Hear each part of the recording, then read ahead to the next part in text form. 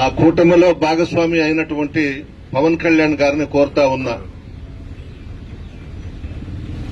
అధికారంలోకి రాకముందు ఇష్టం వచ్చినట్లు తిట్టారు జగన్మోహన్ రెడ్డి గారిని. పవన్ కళ్యాణ్ గారు కానివ్వండి, చంద్రబాబు నాయుడు కానివ్వండి, అందరూ ఈ రోజు ఎందుకు మాట్లాడడం లేదు అని అడుగుతున్నా పవన్ కళ్యాణ్ని.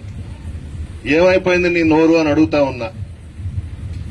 అధికారంలోకి రాకముందు చంద్రబాబు నువ్వు ఎన్ని అభండాలు వేయాలనో, ఎన్ని విమర్శలు చేయాలనో అన్ని విమర్శలు చేశారు జగన్మోహన్ రెడ్డి గారి మీద.